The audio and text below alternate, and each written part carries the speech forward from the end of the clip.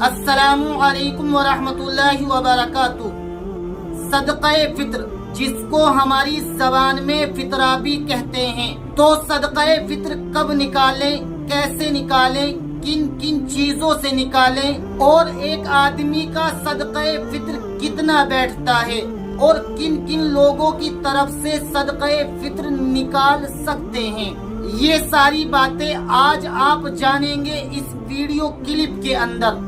اس لیے اس ویڈیو کو آپ آخر تک ضرور دیکھیں تاکہ فطرے کا مسئلہ آپ اچھے طریقے سے سمجھ سکیں۔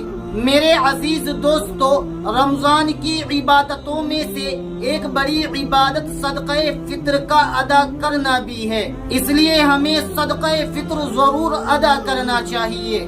صدقہ فطر 4 چیزوں سے نکالا جاتا ہے۔ نمبر 1 گیہوں، نمبر 2 جو، نمبر 3 کھجور، نمبر 4 کشمش۔ ان 4 چیزوں کے حساب سے فطرہ ادا کیا جاتا ہے۔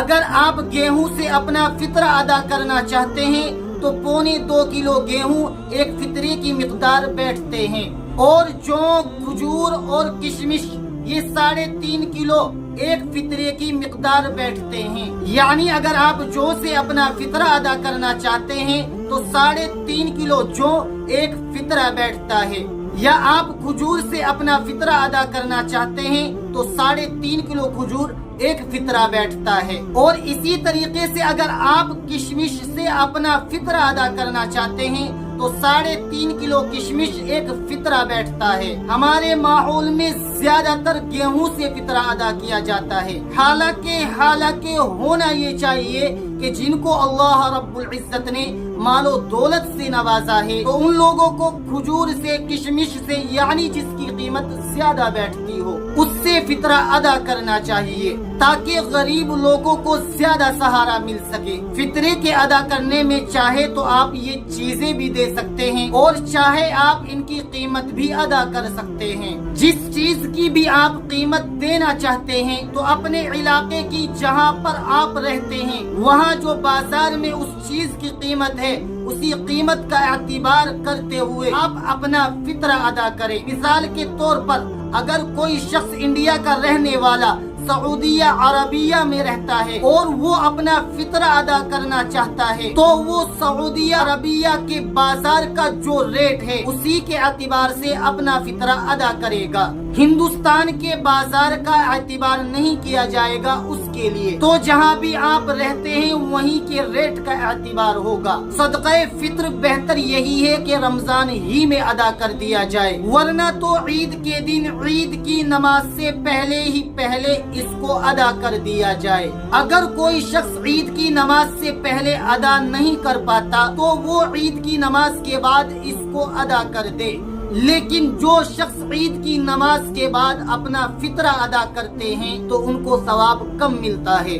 اس لیے بہتر یہی ہے کہ عید کی نماز سے پہلے اپنا فطرہ ادا کر دیا جائے۔ صدقہ فطر ہر اس شخص پر واجب ہوتا ہے جو صاحب نصاب ہو، یعنی شریعت کی نظر میں جو مالدار ہو۔ غریب آدمی پر صدقہ فطر واجب نہیں ہے، لیکن اگر کوئی غریب آدمی بھی اپنا فطرہ نکالنا چاہتا ہے تو وہ بھی نکال سکتا ہے، اس کو بھی ثواب ملے گا، لیکن اس پر نکالنا واجب اور ضروری نہیں ہے۔ اگر وہ ثواب کی نیت سے نکالتا ہے تو نکالنے کی اجازت ہے۔ اور اسی طریقے سے گھر کے اندر جو ایک ذمہ دار ہوتا ہے، بڑا ہوتا ہے، وہ اگر اپنے گھر پریوار کے سبھی لوگوں کی طرف سے فطرہ ادا کرتا ہے، جیسا کہ آج کل ہمارے ماحول میں ہوتا ہے، تو وہ سب کی طرف سے صدقہ فطر ادا کر سکتا ہے۔ اور اگر سب لوگ اپنا خود الگ فطرہ دینا چاہتے ہیں تو الگ بھی فطرہ دے سکتے ہیں۔ کل ملا کر بات یہ ہے کہ ہر ایک کی طرف سے فطرہ ادا ہونا چاہیے، وہ کسی بھی طریقے سے ادا ہو۔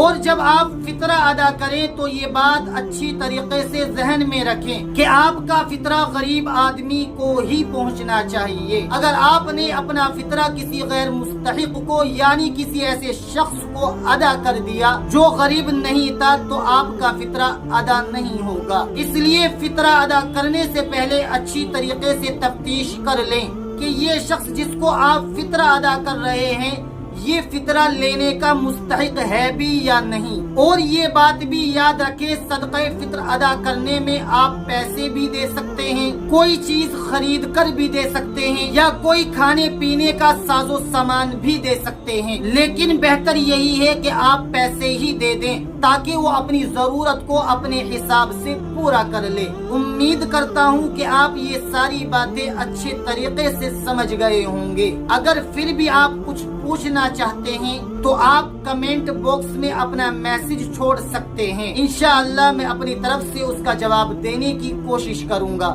السلام علیکم ورحمۃ اللہ وبرکاتہ۔